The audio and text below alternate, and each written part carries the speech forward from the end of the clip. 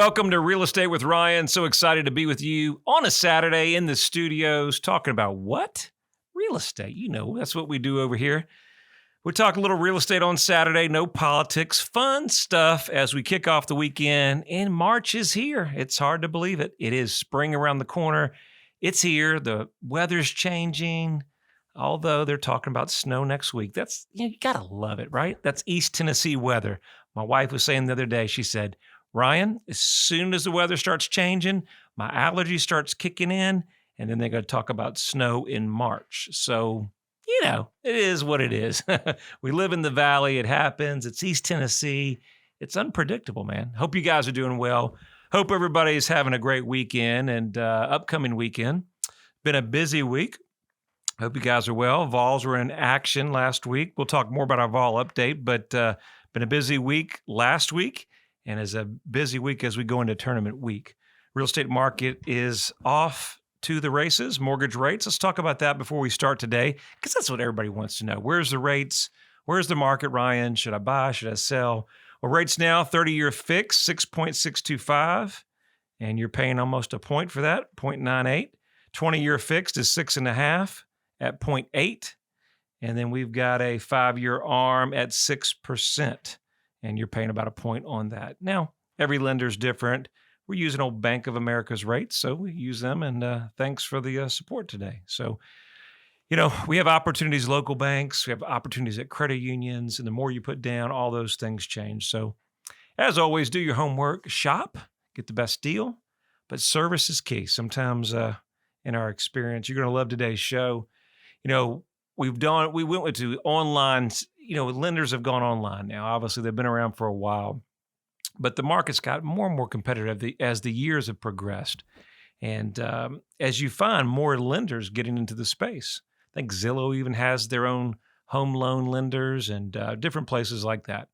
But there's something about having a local lender or somebody you can walk in the office or somebody here that knows the East Tennessee market. And it's so important to have that relationship. Just as we do this show every week with your realtor and your real estate firm and your team that's got your back, you got to have a great lender that's going to walk you through the steps and knows your East Tennessee market, especially when we get out to rural property, some of our properties in Sevierville and Gatlinburg. And so all those things kind of come into play when you're looking to purchase your home. We've got a really good show for you guys. And I thought it was nice having this topic. We talked about it a lot. We know the spring market is here. It's one of the busiest times of the year. We're seeing our business really pick up and boom. And I think, you know, depending on what the feds do or not do, inventory in the Knoxville, East Tennessee market is about 2,900 homes in the market. Still relatively low. You know, if you're thinking about selling today's market, there's never a better time. Opportunities as a buyer. That we had a conversation with a young man today and his parents when we were looking for property.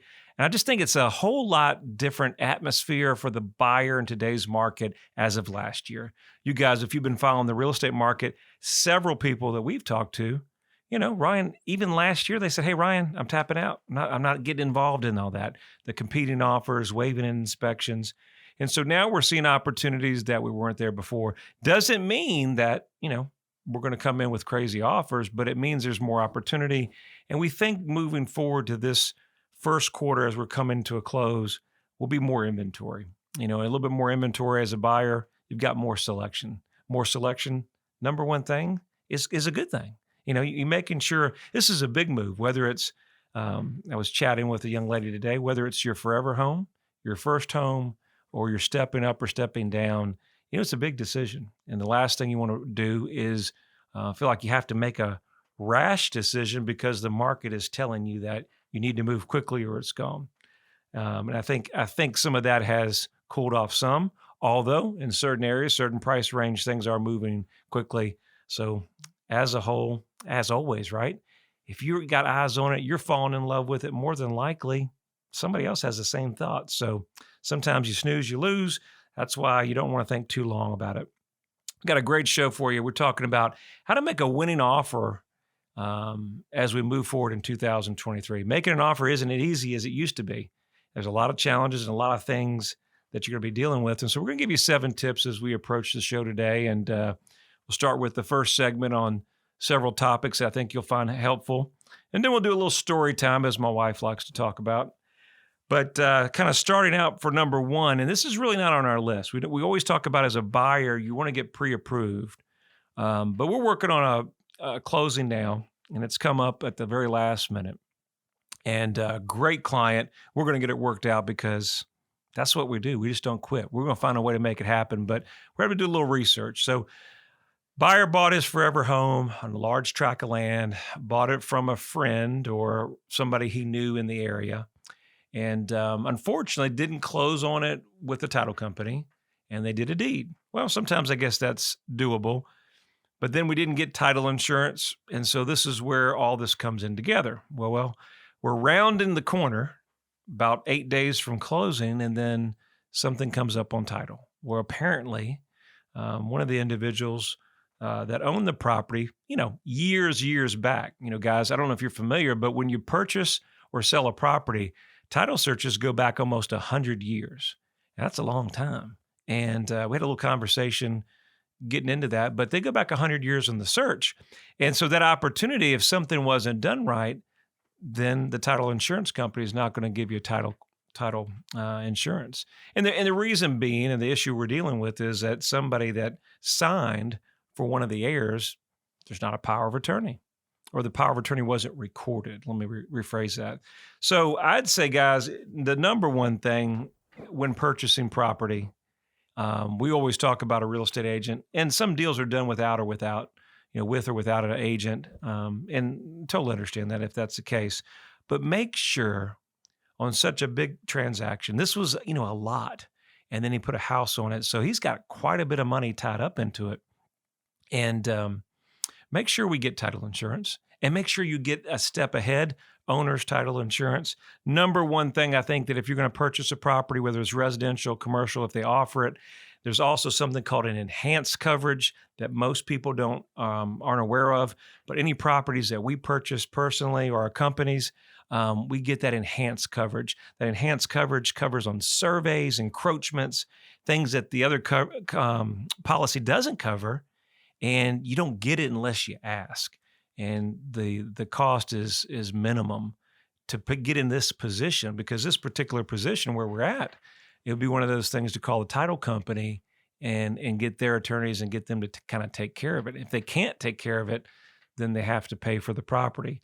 And so now we've got a buyer and a closing date, and so we've got to work all that out. So make sure, guys, you're getting title insurance. And I understand you always feel like in today's economy, there's always more cost.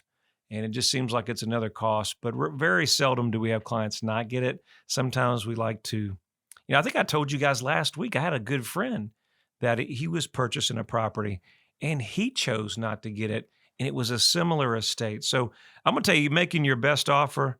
But before we do anything, I'm picking up a great title company and I'm making sure I know about my title insurance policy. So I put all my money, my down payment, or I pay cash. I want to make sure my property's protected, and when I go to sell it, if I ever do down the road. So we've got a good list of title companies, and our preferred lenders here that we use. So if you need anything, feel free to call me. Go right through my website. We'll shoot that over to you. No cost, no obligation. We're not paid anything. We just recommend great people in our market that do a really good job for our people. So visit me at ryancoleman.org. Go to my website. If you need any help that you can think of, we'll send that to you free of charge. Just something that we'd be glad to do. So number one, let's talk about, if we're going to make an offer, things that we need to do is get pre-approved. We know the rates are all over the place, and we have an opportunity in today's market with different lenders to lock and shop. Well, lock and shop is an opportunity where they'll lock a rate for a certain period of time, and that rate would be guaranteed. But the market is changing, so those programs are changing. So make sure before we start that process that you get locked in, dialed in, and know exactly what you're looking for. I've got some great clients that are coming in from California that I just got off the phone with them. They sold their house. They're in escrow. And one of the conversations is they wanted to get to kind of off the grid, a little bit more land. They want to get some animals and things like that. And so a great opportunity in the marketplace. I asked them, one of the best questions you want to do is get to know your clients and say, hey, what's most important for you guys? And we had that conversation. And then I wanted to find out about their work situation. So the second thing I want you to think about is if you need high-speed internet and you're in certain areas, we have to kind of get together to make sure you're covered, especially if you're working like from home, like my client is. We want to make sure those areas, so when we're looking for property out there, that we're showing you properties that fit that criteria and we don't have any surprises last minute. We'll talk about number 2, and we'll probably carry this over to the second part of the show. We'll talk, leave a little wiggle room in your offer, and we'll talk about that on the second half. Thank you guys for listening to Real Estate with Ryan. We'll be right after the break. There's no place like home, and this basketball house is special. The great games, players, championships, it's a true home court advantage. I'm Ryan Coleman. Both basketball and real estate take great drive and determination. Whether you're in the market to buy or sell a home, let Hometown Realty give you the home court advantage. Hometown Realty is East Tennessee's #1 real estate group and a proud sponsor of the Vols. I'm Ryan Coleman with Hometown Realty. The real estate market's changing every day. You need to know your home's value in today's market. Text your home address to 290-2290 for an instant, no obligation home evaluation. That's 865-290-2290. And remember, when you're ready to sell, we have a guaranteed sale program to get you in your next home stress-free. Trust your hometown experts. We've helped thousands of people just like you. All right, we're back after break. Thank you guys for staying tuned. Real Estate with Ryan. We're talking about things you need to do if you're going to make an offer in this spring market, mistakes that you don't want to do, and just kind of reminder tips. Before we get going, we got our Vol update, and we're going to get so much action, as I said, going on with our 60-second Vol update. Drum roll, please. All right, the men had a fantastic season. Senior season closed out. It was an emotional night. We lost Zakaya. Very, very tough. Whole Thompson Bowling Arena was quiet. And then the men came back. They pulled together as a team. I think they really played hard for Zakaya. And a lot of last home game for our seniors. Emotional night, mixed emotions that night. And then they start playing, as you know, today against Auburn and looking for that 4th seed. 2 o'clock is a game versus Auburn. Then it's tournament play. Lady Vols playing Friday. I'm not sure of that outcome. And then they play hopefully this weekend coming up in the number 3 seed. Our Lady Vols opponent won't be known until probably after this broadcast, so keep an eye on that. Could be Alabama or Kentucky. And then, of course, the baseball team is out Friday, March 3rd versus Gonzaga, and we're on number 3 in the nation. That's your 60-second Vol update. Hometown Realty, proud sponsor of the Vols. All right, so had all that going on, and real quick, kind of piggyback on my Vol comment, just the opportunity of what's going on in the marketplace. But at the end of senior night, I really want a special shout out to Josiah Jordan James. Daughter didn't have a chance to work with him on our commercials and things, and didn't have a chance to see him. She was like, "Daddy, I'm always seeing Josiah. Are you ever going to take me to meet Josiah?" And she feels like she knows him. We're like family. Always seeing him on TV and always rooting for him and the Vols. And so he was so kind to take a picture with us. It's up on our social media pages as he ended senior night. And just an amazing guy. Our team loved working with him. And just all the kids over there that Coach Barnes is working with, just high caliber individuals, and just refreshing for the program. And just an honor to be working with them. And thank you guys for following us. And of course, we're going all season long. Before you know it, April, spring game. I mean, just Tennessee athletics is just on fire. Make sure you follow our social media pages. We've got so much going on, giveaways. Athletic gear is signed by some of your favorite Vols, and so much going on there. We're doing some neat stuff that we haven't given away, that we have kind of left back into our goodie bag that you guys don't have. So keep track of that, and all you have to do is like and subscribe, and do me a favor, share it with a friend. We're on Facebook, Twitter, Instagram, YouTube, TikTok, you name it, we're going to be there. Like, subscribe, and share. Tell a friend. And of course, guys, I do this all the time. We give these giveaways, but we always want to know if we can help anybody in the community. Anybody's thinking about buying or selling, we'd love to help you and be part of that process on such a big move. Going back to the show, talking about offers and so much there. We first covered mortgage pre-approval. Before we talked about that, what was big? Title insurance, how that is so big. And then we're talking about number 3 officially. 2 on their list, but it's number 3 on mine. So we'll talk about a little wiggle room in your offer. In today's market, we're getting a lot of buyers kind of having conversations saying, Ryan, what should I own? What should I make an offer? I mean, I'm hearing the market's horrible, and maybe we can come in and do some low balls.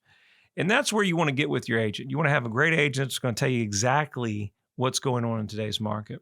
We are by far not in a buyer's market. Nowhere close. Our inventory is under 3,000. Under 400,000 price range is receiving multiple offers. Some of our stuff in the $1 million price range, setting longer than normal, but still depends on where it's at. It's not going to sit there. Very competition oriented in this East Tennessee market. So our second home community or vacation rentals in Sevierville and Gatlinburg market is still booming.